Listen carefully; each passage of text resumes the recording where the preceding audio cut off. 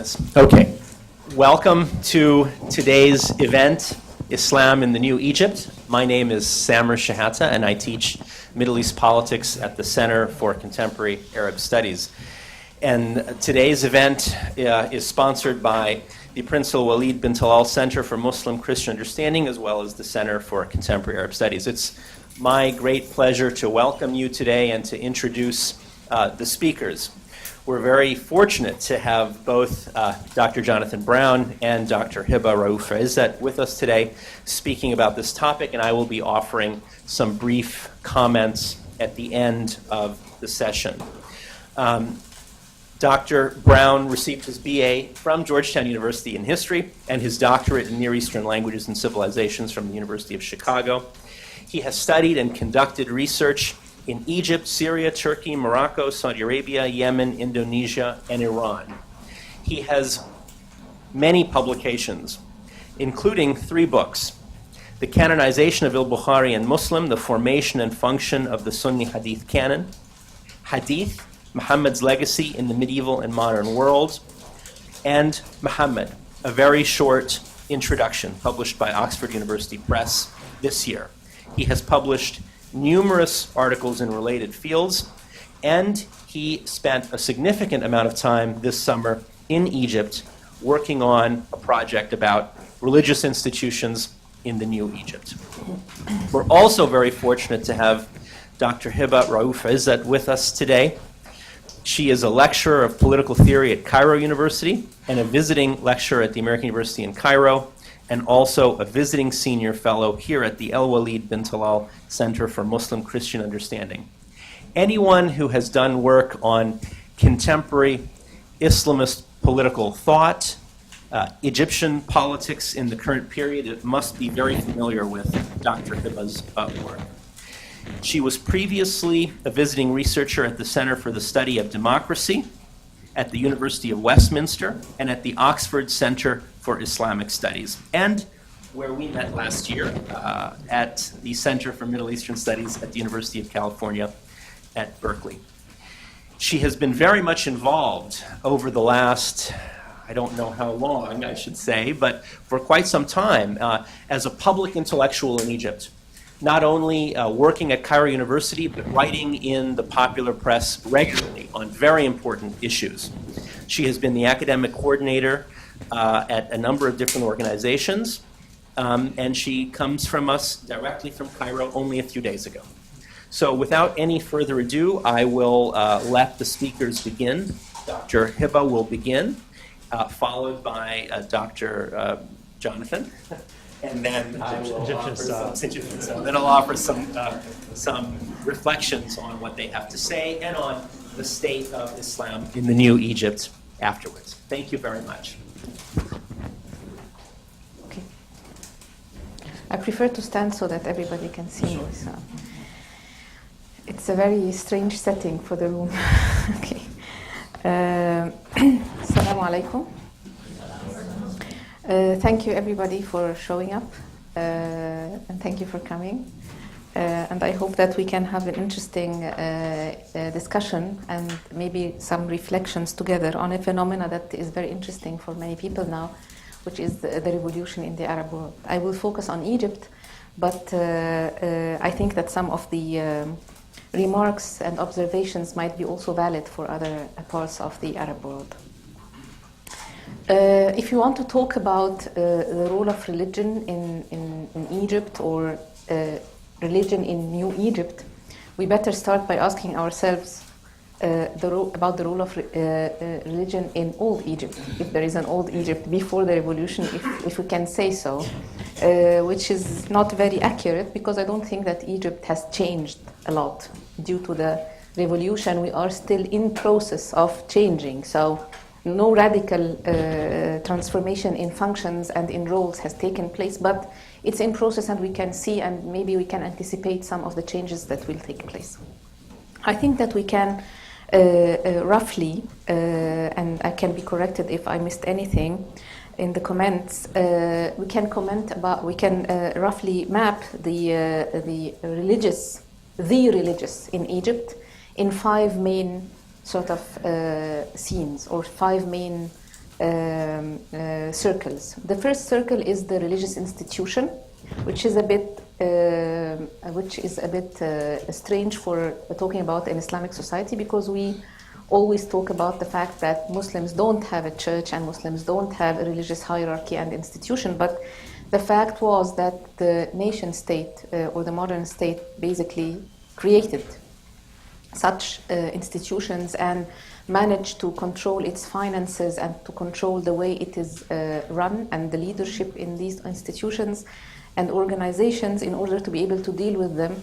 Something that we can talk about in another occasion when we talk about the modern state and religion in the Arab world. How it was interesting that the modern state brought along with it some modern changes in the relation between religion and state, and the historical genetic sort of components of the nation state of separation between church and state necessitated somehow that the new modern state would create a religious establishment in order to be able to pursue its negotiation or its division of power with it, which is interesting how imperialism and the changes that took place towards the modern nation state in the region brought along some changes that were very interesting.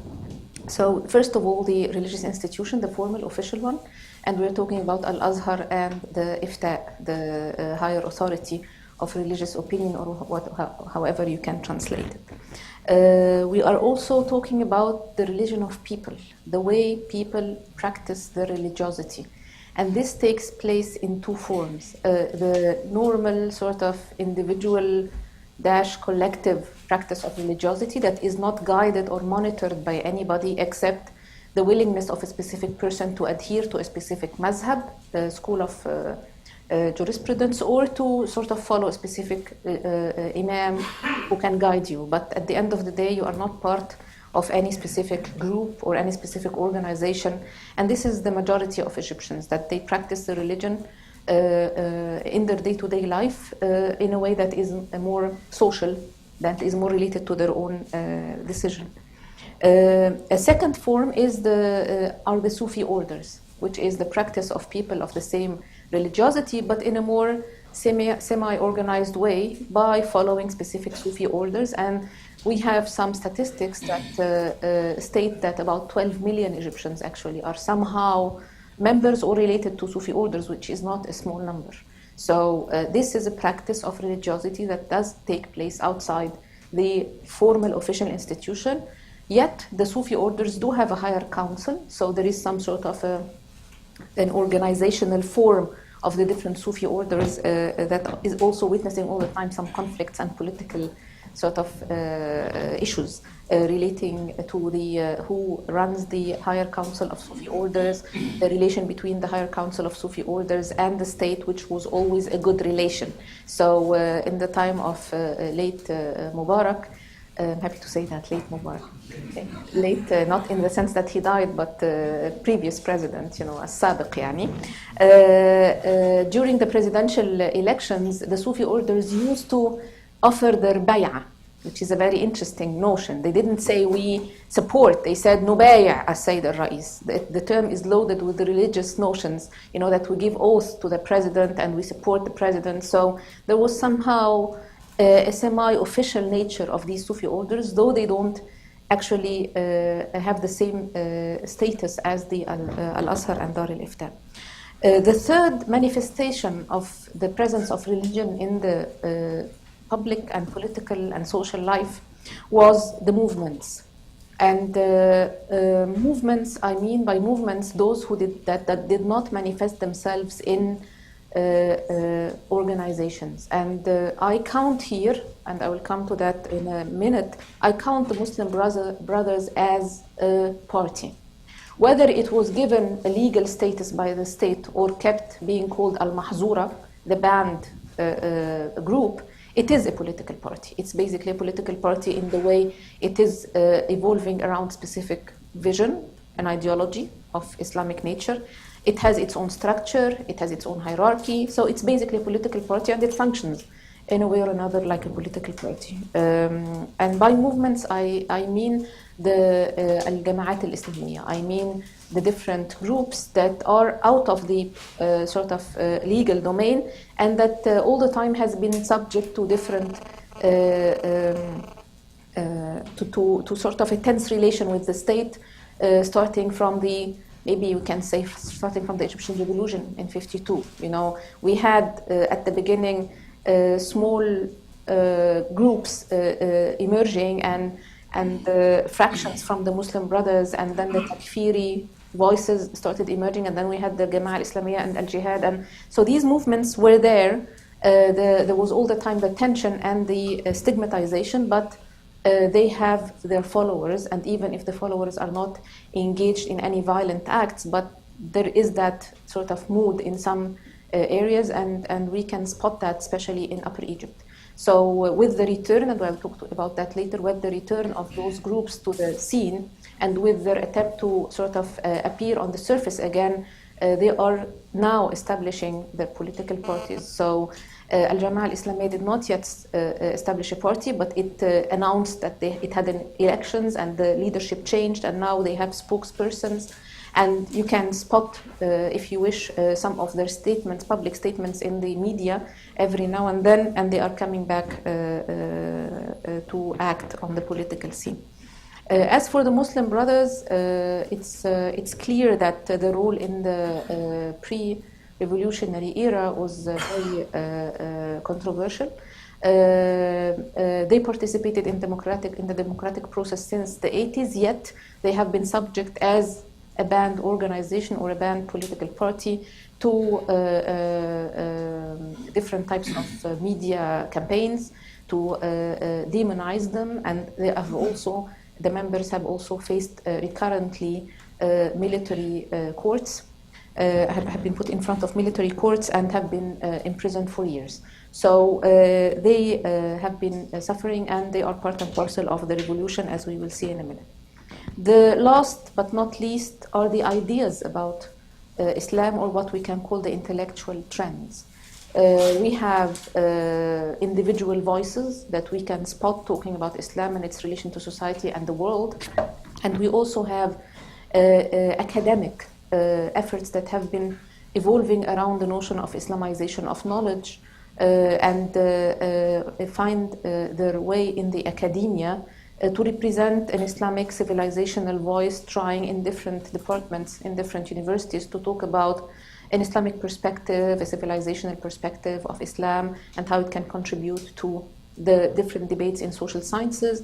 And out of that also came some voices that participated to the public debate on different occasions. So you have what we can call the intellectuals that speak in the name of Islam somehow, but they are not the institutionalized official ulama. They are Muslim voices in the public space. And this is also one of the parts of that map. What happened during the revolution? Many people, when they analyze the Egyptian revolution, they say, no, thanks God, it was not like the Iranian revolution. This is not an Islamic revolution. This is a youth revolution. This is a Facebook revolution. This is whatever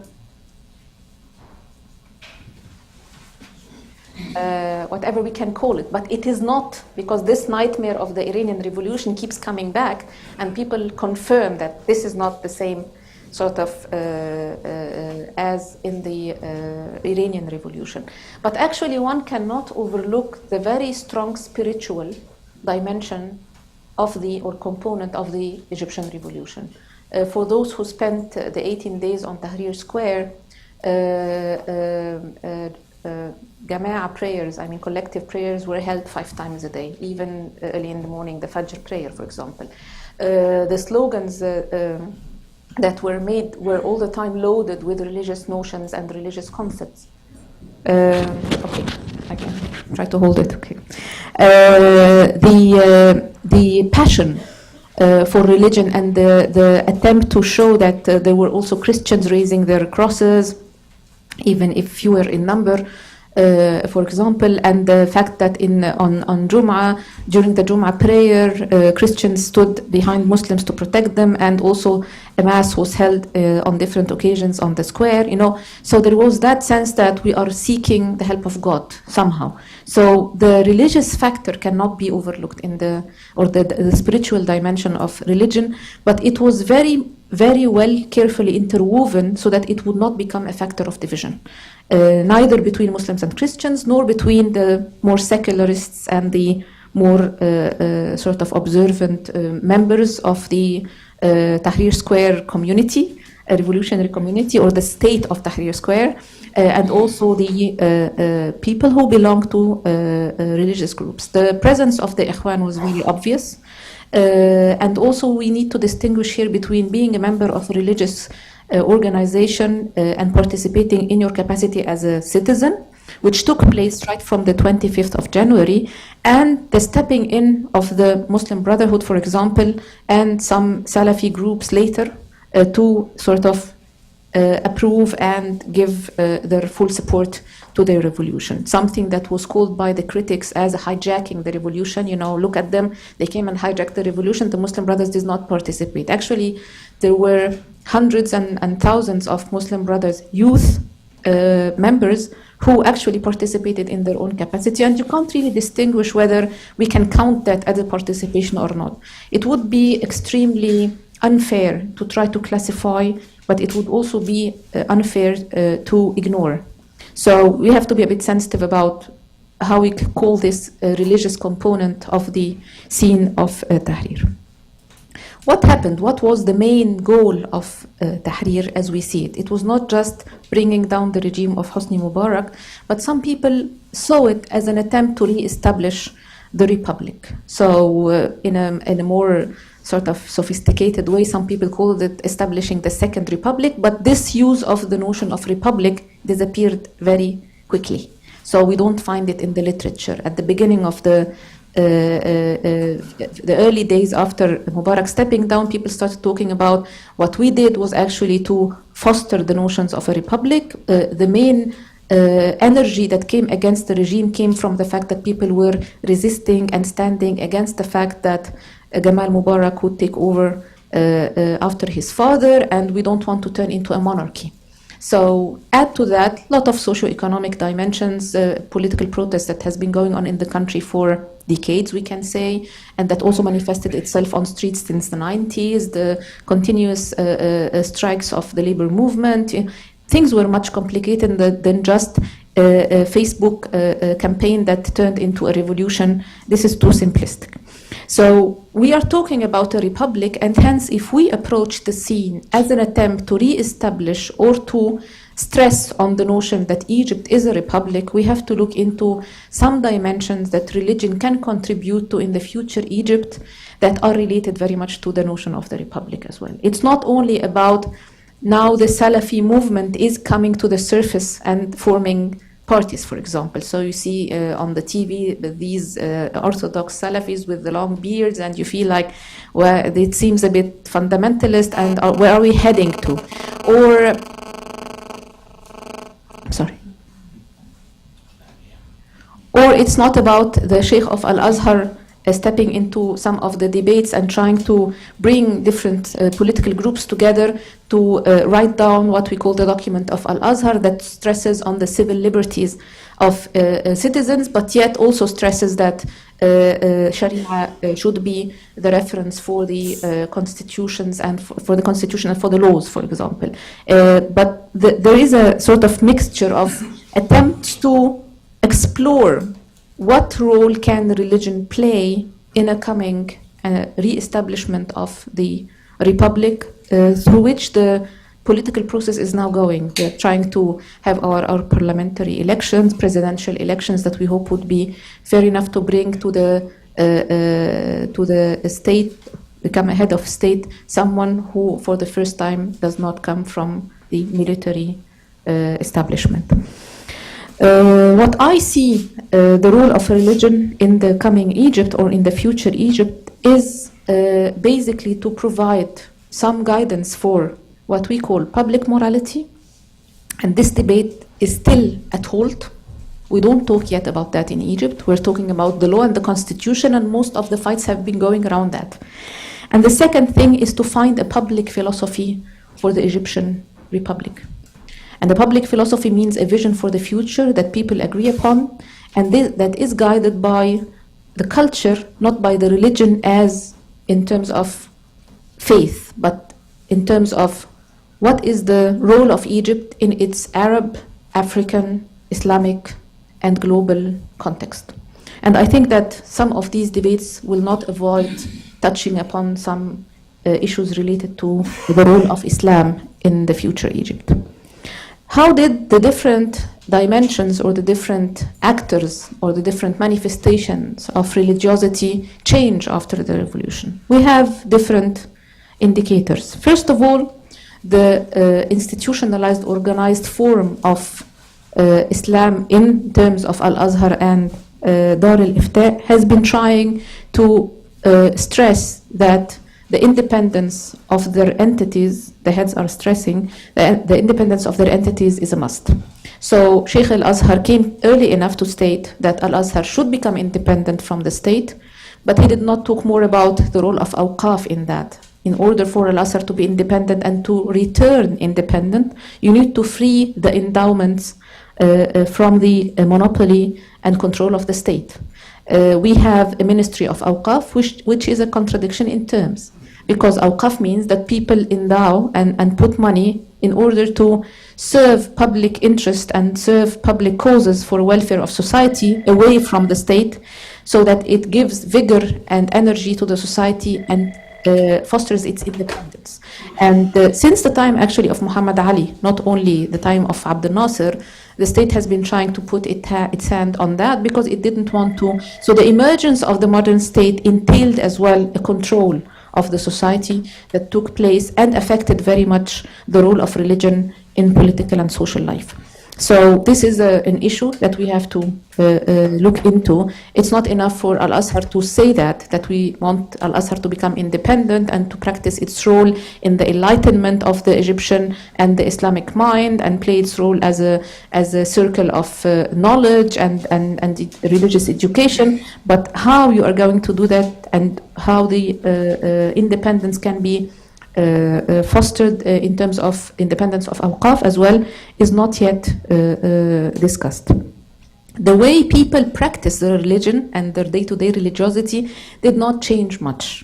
And it's very striking that I personally expected that during the month of Ramadan, less Egyptians would go to the holy sites for Umrah because of the economic circumstances, the ambiguity about the future, maybe the security issue, because we have a security vacuum, relative one, which is also amazing that the country is surviving basically without our police functioning. So far, there is no civil war, alhamdulillah, which is amazing, which amazes me every single day when I wake up in the morning and go to my work or walk on the street. You know, you might see some policemen around, but they are doing nothing. So it's a miracle, really. It's the hand of God, as I call it.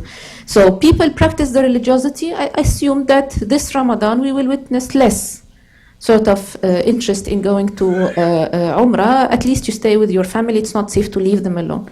Massive hundreds of thousands of Egyptians went to Umrah as usual, religious business as usual in Ramadan, which also caused the problem with the Saudis because the massive number resulted in problems with the airplane traffic, and then the people had to stay in Jeddah airport for a couple of days, and they started sort of fighting with the Saudis, who also said to them, this is not a place where you practice your own revolution, and they started having verbal discussions, interesting discussions about the notion of revolution.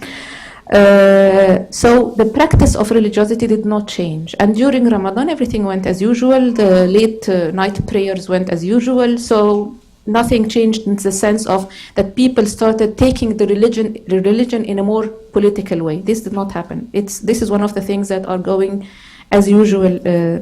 Yet the other form of religiosity on the public level, which are the Sufi orders, changed their roles. We had an example that we had on the 29th of July. We had different demonstrations, and unfortunately, we reached a point when demonstrations on Tahrir started being organized by specific groups to prove that they can lobby. So, of course, the Islamists can lobby far more than any other group or party, but eventually some of the groups that called for demonstration on Tahrir Square managed to lobby at least 50, 60,000 people, which was fairly good. It reminded me about the demonstrations that we used to have since 2003, since the fall of Baghdad, and even before. If we reached the number of 500, we would celebrate. We ended up considering marrying our children to each other. We knew each other. We knew the Marxists and the Nasserists and the Muslim Brothers and the independent ones, and we became a family, basically. Until now, we are very good friends because the number was very small. So that you bring to the square 40,000 people without the massive support of somebody or some organizations like the Ikhwan Muslimin was interesting, very interesting. It means people are on the street. But yet, it's not big enough to compete with a demonstration that was organized the 29th of July by the Islamic groups, and there was an attempt to bring in other parties so that it wouldn't turn into an Islamist demonstration. The attempt failed after some negotiations, and people went with the agreement to the square, but they couldn't control the Salafi sweeping presence on the square, and for those who followed might know the impact of that. It was understandable, actually. If you listen to the Salafi narratives, to the individuals who were on the square, even the most radicals who started saying, remember bin Laden and stuff that sounded very weird for the average Egyptian citizen, you would understand where those people came from. Those who had the black flags actually belonged to the Jama'ah Islamiyah and to the jihadists and to Al-Qaeda at a specific point, and they came back to Egypt. They couldn't believe themselves. They are on the square. They can say whatever they want and they can get away with it. So there was a euphoric sort of reaction, and you can understand if you listen to the narrative of people who have been imprisoned for 15 years, 18 years, detained actually without facing any charges, how excited they were. But this was not healthy for the wider political scene, but explain it to an individual who has suffered so much.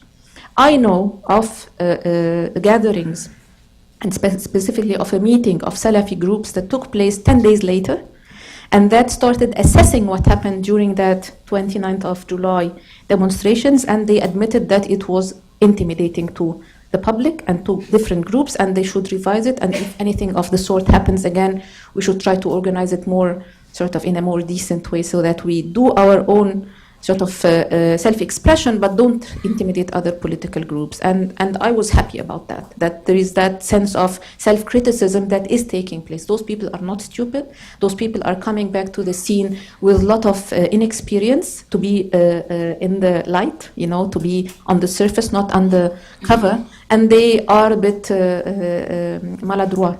They don't know really what to do, and they listen when you talk to them, and they seek advice. We at Cairo University will organize more than an awareness campaign, and we had these courses, crash courses of 1 week for those who are coming into the political scene as citizens and want to know more. It was some sort of a public service of the faculty. And every time we announced an awareness course for a week or so, what is the constitution, the formation of the political system in Egypt, blah, blah, blah, 50%, 60% would be Salafis, would be coming with their galabeya, with their long beards, it was a scene, but they were very keen to sit, and I participated in some of those lectures, giving usually a talk about women and citizenship, and they were listening, and they were writing notes, and they were arguing a bit, but with a sense of, we want a bit of clarification. Can you explain this further? We disagree on that, but cautiously. It's like there is a process of transforming those groups into publicly acknowledged groups, and they have a sense of citizenship. They are coming back.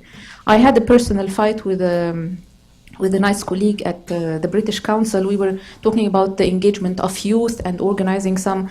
I was consulted on organizing some programs for the youth by the British Council in the new era, and they were talking about youth. So I said, but mind you, which youth? Are you going to engage some Salafi youth as well? And they said, Salafi? I said, yes, not only the very good English-speaking, middle-class, Westernly educated, how you call it, funky, cool, You have also to have a bit of long beards and who are youth as well, who are also might be 18, 20, 25, 26, So the lady there said to me, but these are fundamentalists. I said to her, no, mind you, these are citizens. If you don't like the way they look, you have to remember that they are citizens, and if you are going to organize something for youth, these are youth as well, and they are Egyptians as well, and it's about time that they take a part in whatever you are organizing. So this is new. This is a new scene, and engaging with many of them in different circles, including a forum that I joined for the Islamic groups and parties, to sort of a consultation forum. I find that there is something new that I'm witnessing at the moment. We have the political parties, talking about the Muslim Brothers.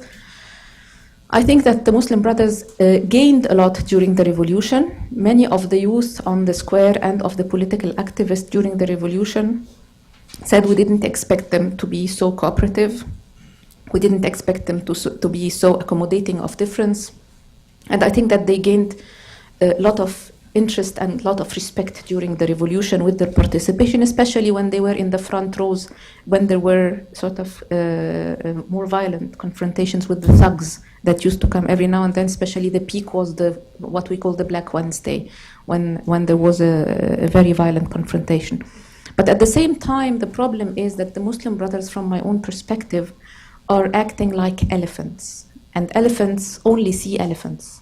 So it's a mindset. And coming from the underground in terms of the organization to become acknowledged as a political party, and also opening the Jama'at al-Ikhwan al-Muslimin as al-Ikhwan al-Muslimin, as the Muslim Brothers.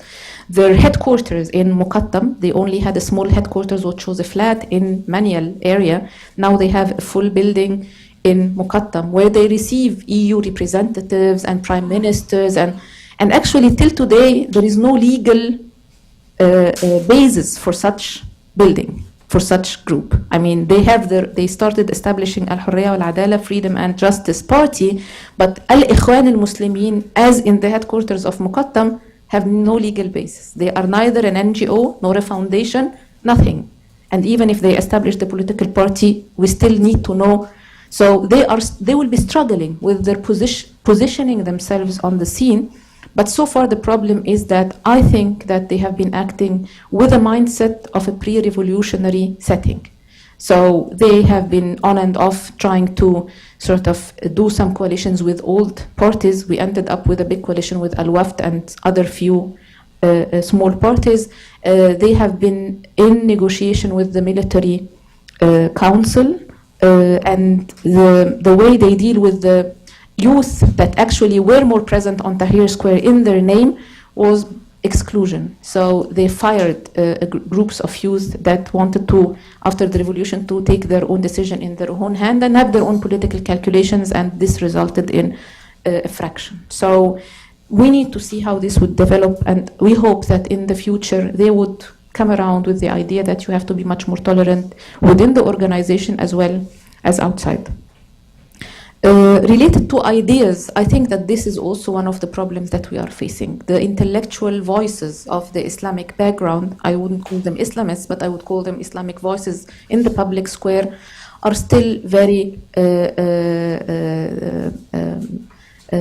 sort of incapable of dealing with the new scene.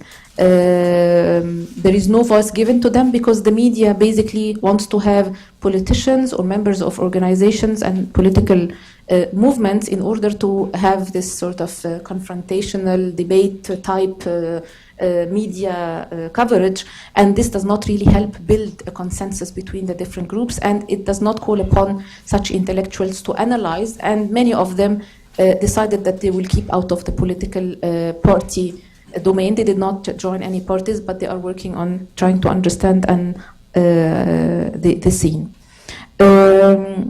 My concern with what is going on the scene is that many groups and many individuals as well, and many parties and many Islamic organizations went very much into the political scene. After the 29th, as I mentioned, with this Salafi presence, there was an attempt to organize another Friday on the square, and there was a statement published called In Love of Egypt to bring together the different groups. And this is not, it started by saying this is an anti-Salafi Friday. And then they said, no, we are not an anti-Salafi Friday. We are just a Friday for Egypt. We don't want this polarization. And the statement was signed by Coptic groups, by communists, by independent secularists, and by Sufis. They found that they cannot come up with a big number, and if it's about showing off with numbers, the Sufi might be able to provide that. And this was the most strange sort of statement that I read since the revolution, because there was nothing that would bring together such groups that signed the statement. Eventually there was a split and it didn't take place. That specific Friday, only the group of 6th of April managed to organize a small demonstration, and it ended up with a bit of clashes with the military and security forces on the square. So this is also a new emerging thing, that the Sufis might be joining hand in hand with other groups in order to face the Muslim Brothers and face the Salafis. What my concern is actually, and I have flagged it many times, is that many of the religious groups actually have serious and strong and very powerful social capital. What would happen if that social capital would turn into a political capital? There is a serious problem here, that once this political capital goes into the domain of conflict and contestation, it's very hard to go back and preserve the social capital that they had built. And entering the domain of politics might be actually harmful eventually for their own Islamic higher ideals, or the da'wah purpose that they have and hold as their main goal. This might be harmed by turning into political forces. But nobody could actually uphold themselves from doing that, as if politics in the party sense or politics in the power politics sense attracted everybody. I don't know what gets into the heads of people. I'm not feminist, but power gets into men's heads. So you find everybody forming a party. We have this joke that every 3 people who sit on a cafe and have a shisha, they decide to form a party. كل 3 بيشيشوا بيعملوا حزب النهارده في مصر. So this is, for me, this is very unfortunate, because if the different types of religious groups and religious movements go into the political, what would happen to the civil society and its civility that was very much enriched for long by the presence of Islamists and by the presence of Islamic different organizations that actually played a very important role in social solidarity, but also played a very important role in providing the civil domain with very positive ethical and moral sort of capital. What would happen in this case? This is my main concern. I will finish here, and I will stop just by 2 points. One thing is that I think that the religious groups and institutions and voices need badly to introduce figures that are independent from the political conflict and the political competition that is taking place. Because in the coming few months in Egypt, we badly need to negotiate with the military council. And so far, there has been no negotiation with the military council. There has been meetings. So the military council invites some intellectuals or receives some party members, and they talk. But there hasn't been a serious negotiation process taking place by some groups with the military council to talk about the future of Egypt. Only demands. And I think that this is not acceptable. And in the course of time, due to the nature of the society, somehow religious figures or religious voices have to come and become part of the mediation process between the political forces and the military. So far, this did not happen, and I think that this is one of the things that religion might play, the role of mediation, or religious groups or religious voices can play the role of mediation instead of becoming the counterpart of different other political groups. The second thing is that I think that the missing dimension is talking, as I mentioned, about the role of religion in public philosophy and in public morality and in the public debate at large, and this has not been subject to discussion itself. It has been taking place as a source of confrontation between religious voices and secular voices, but talking about the role of religion in the future Egypt has not been the subject, and the fights over the constitution do not reflect what I mean. What I mean is, what form of role do we expect of religion in the coming public debate in Egypt. And I think I will stop here. Thank you very much.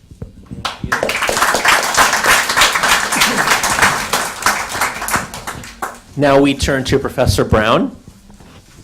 Thank you very much for coming, especially Dr. Heba. Is this projecting as well as she was? Okay. No? I really have to hold this. That's okay. I guess I'll just hold it. So it's actually very intimidating for me to be here because Dr. Heba has been my Shehata for almost going on 10 years now. So I'll touch on a few things she spoke about just briefly. One, when we look at the different Islamist groups or Islamist strains in Egypt today, I think we can divide them into two separate strains as relates to politics and political involvement.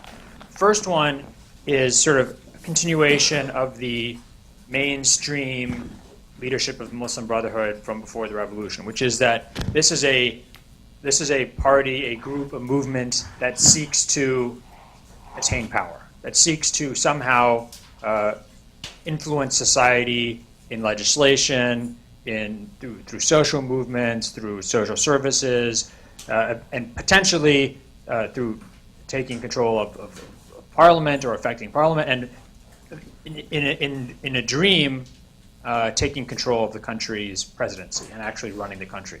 So that's the sort of old school vision of the sort of mainstream Muslim Brotherhood from the 60s, 70s, and 80s.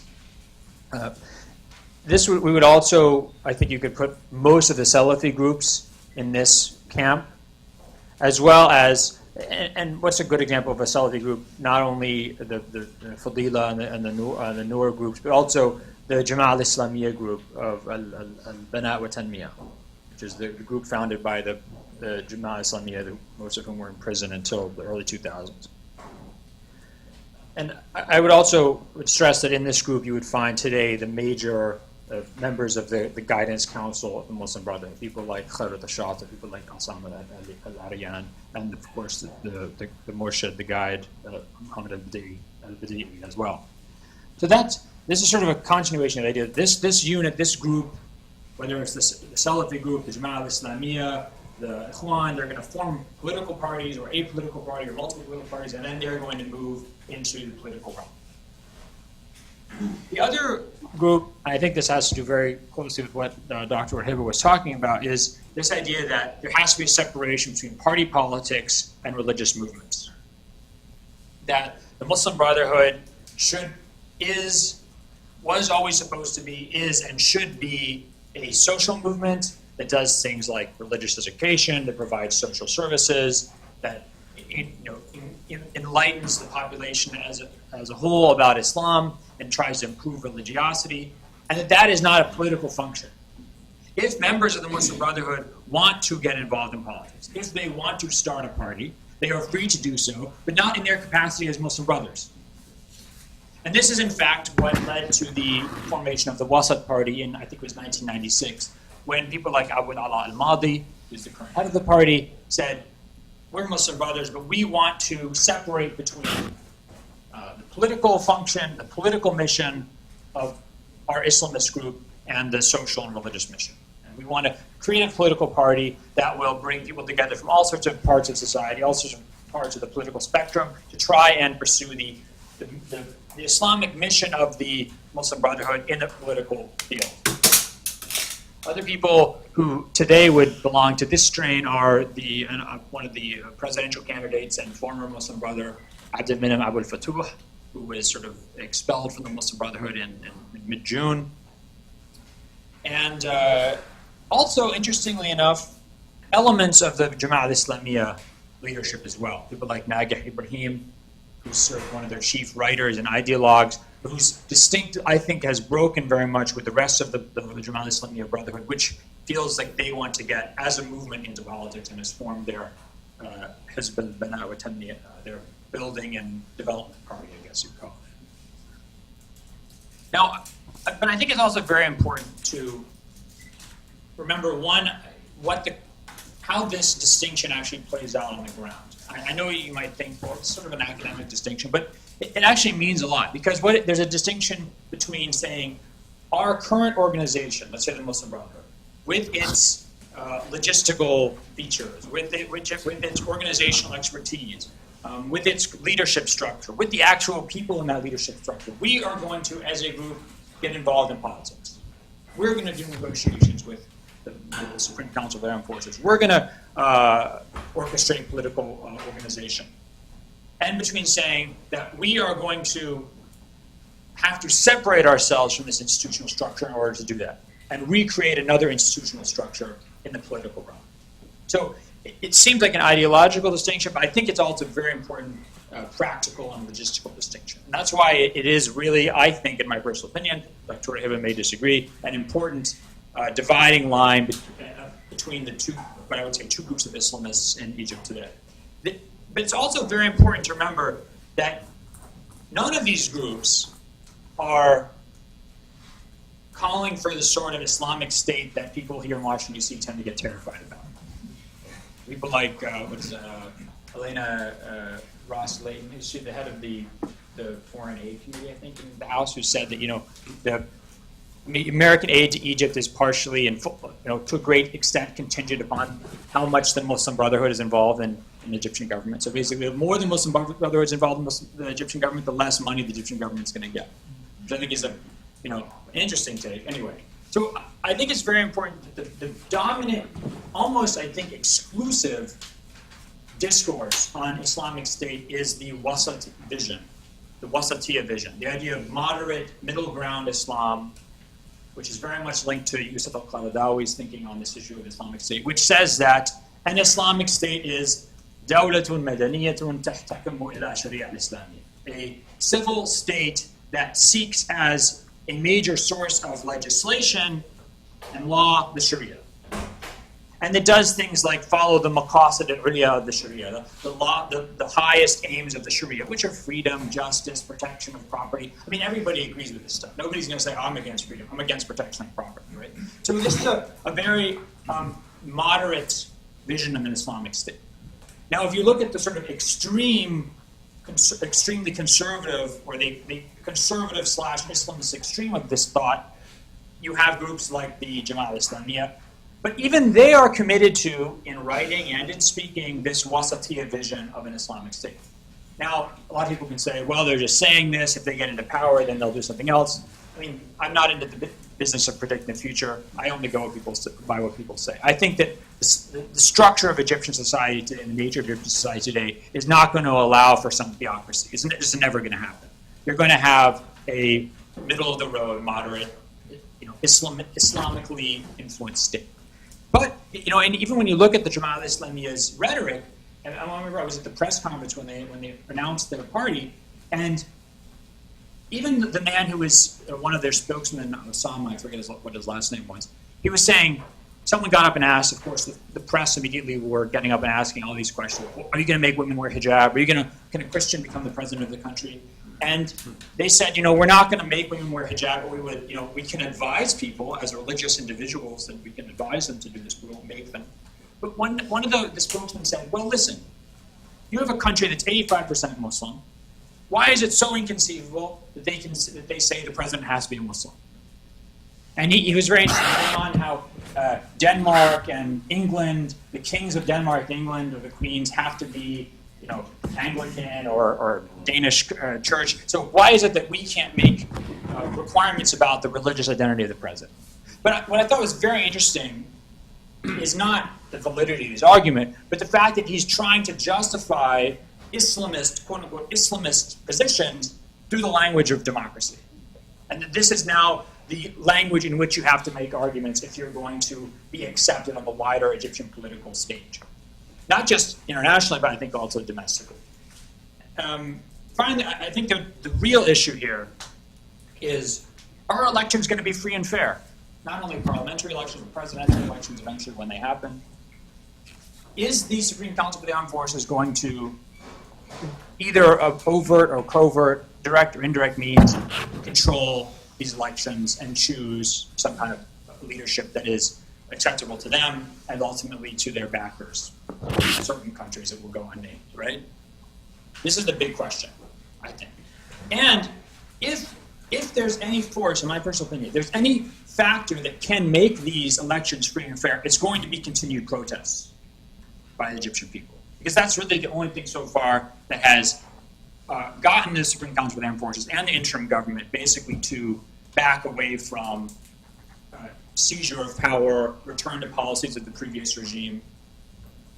And then the question is, if protests are the only thing that is going to work, are Islamist groups going to support those protests and participate in them? Or is one group from amongst these Islamist parties or organizations going to get into bed, quote unquote, with the SCAF and basically become the partner with the SCAF, where they become the acceptable leadership alternative that the SCAF will support in whatever parliamentary and presidential elections eventually occur? So I think that's really the big question. And ultimately, the debate in Egypt today about, is it a secular country? Is it a Islamic country? In a way, I think this is sort of red herring for the real question, which is whether or not Egyptians are really going to be able to choose their own leadership, the Egyptian population, or whether this is going to be something dictated by the armed forces.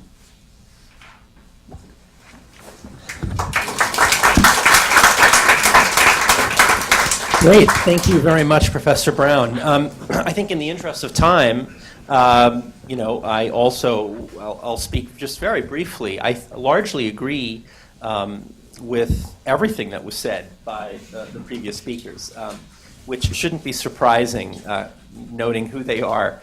I will say a couple things, and I come at this as someone from the discipline of politics and so on, so maybe my perspective is a little bit different. I would say, just to remind everyone, that although there's no question that the Muslim Brotherhood and especially youth elements of the Muslim Brotherhood played a significant role in the revolution between January 25 and February the 11th, revolution in quotation marks, it is worthwhile reminding everyone that the Muslim Brotherhood was not one of the organizing groups of the revolution and in fact of the January 25 protests. And in fact, the Muslim Brotherhood, as well as many of the established political parties, not all of them, were against the January 25 protests. They announced ahead of time that they would not participate. In fact, Issam al-Arian, now one of the heads of the Freedom and Justice Party, a member of the Shura Council, said that because the police in Egypt had played a historic role fighting British colonialism and so forth, we would honor the January 25 day and we would not participate in the protest. The left said the same thing and so on. That being said, it is true that Muslim Brotherhood youth elements were very active from the very beginning of the protests in Tahrir and in other cities throughout the country. And when the extent of the protests and demonstrations became evident in the following day, really, or 2 days, the Muslim Brotherhood, and then when it became clear that this would be a potentially historic turn of events, and when it also became clear that it became a life or death battle for the regime, and if the regime survived, the Muslim Brotherhood would be the primary victim of the regime's wrath. The Muslim Brotherhood then, early on, put its full weight behind the revolution. Not at all to minimize the participation of the Brotherhood, but just to remind everyone that the Brotherhood didn't plan the protests on January 25th, and that the Brotherhood is not a revolutionary force. And I think this is quite interesting. There is nothing in the philosophy of Hassan al-Banna or any of the major Brotherhood thinkers that adopts revolution as a philosophy. It is a reform movement, right? That's the first point. The second point is, I think, and what that means is, as a reform movement, the Brotherhood has been willing to accommodate itself to regimes in power in the past, to make deals with the regimes for its own interests, to carve out limited space of political activity and autonomy. They did, in the previous decades, come to agreements that were frequently broken by the regime, and it's quite likely that they could come to some agreements or tacit understandings with the Supreme Council of the Armed Forces which is really the obstacle, has become the obstacle to fulfilling this unfinished revolution and really moving Egypt along a transition to a fully democratic state. Okay, that's first. The second point, I think, is at a very general level, and to do great damage to the specificity and the complexity of the debates and the movements and so on, one can look at what has happened in Egypt from about mid-February, really a week or so after the revolution, in quotation marks, succeeded, until the present, as being largely a struggle over the symbolic character of the future state of Egypt and society. A struggle, a symbolic struggle between largely, and again I'm doing great injustice to the specificity of the situation, Islamist forces, not just the Muslim Brotherhood, but the mushrooming of Islamist forces in the society, and what we could call liberal and secular, I'm uncomfortable somewhat with the term, secular forces in Egypt. It is amazing to think that the major debates that have taken place in the country over the constitutional referendum, the amendments on March 19th, 2011, as well as on the elections and the sequencing of the political timeline, whether elections should come first or whether constitution writing should come first, have largely been played out through the lens of Egypt's, the status of the future state, being a civil state, a religious state understood in a particular way, and so on. What I'm trying to get at is that if we look at the debates that took place around the March 19th constitutional referendum that had nothing to do with Article 2 of the Egyptian constitution, right, that Islam is the religion of state and the principles of the Sharia are the basic sources of legislation, the debate about the referendum took place largely in a context of Islamist discourse about whether that constitutional amendment was somehow threatened or imperiled by a no vote to the constitutional referendum, when in fact the amendments that were being voted for had nothing to do with those issues, but had everything to do with the specifics of candidacy for the president, amending the length of term of the president, mandating a vice president. As you know, we haven't had one in Egypt since 1981, and these kinds of issues.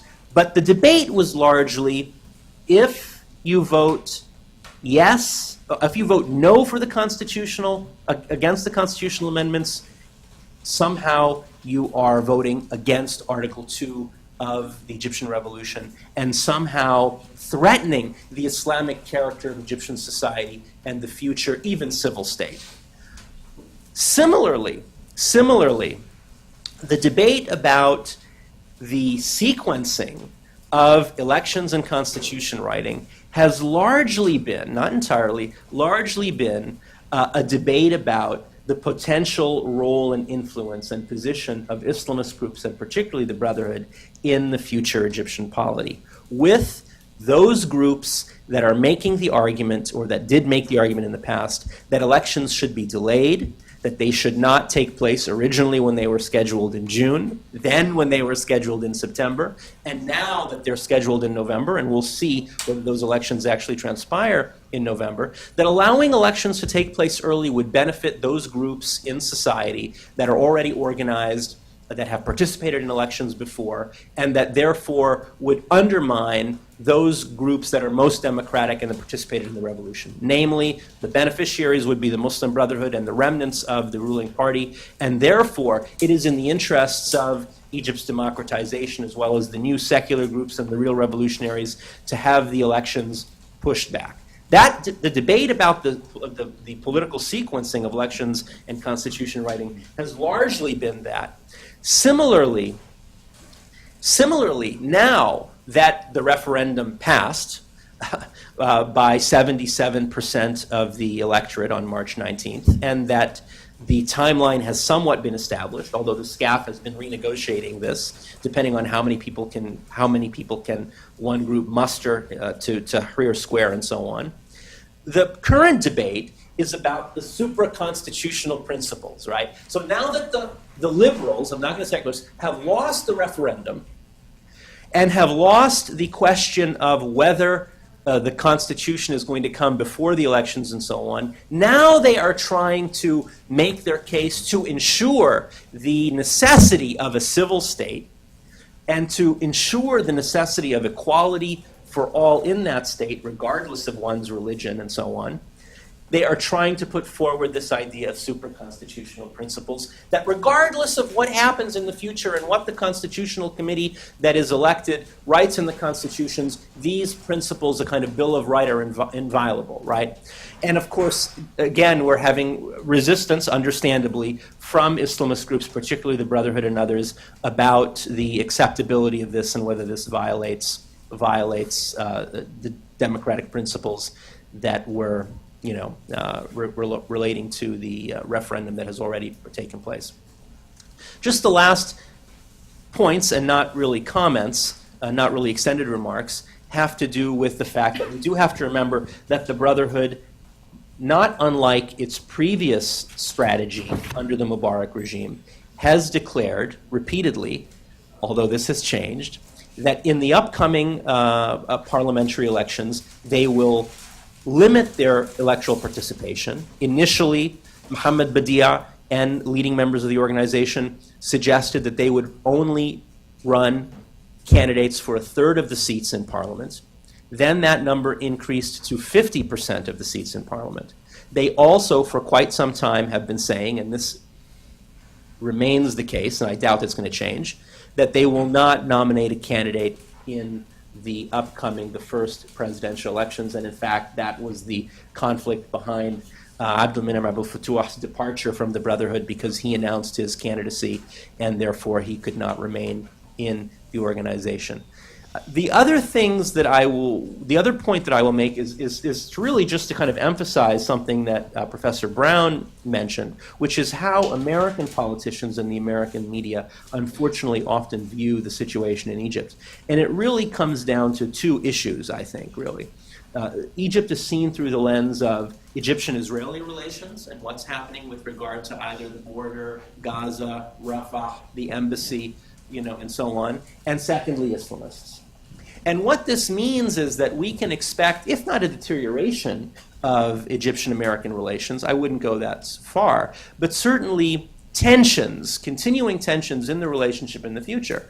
We've seen, of course, what's happened with regard to the relationship with Israel, quite understandably, because the previous regime's position was completely out of touch with regard to Egyptian popular sentiment. And regardless of what happens in the upcoming elections, whether the Brotherhood wins 15% of the seats or 30% of the seats, that's going to be seen as threatening by many people in this city, particularly in Congress. And that could potentially have consequences for U.S. largesse to Egypt in the coming period. I will stop there.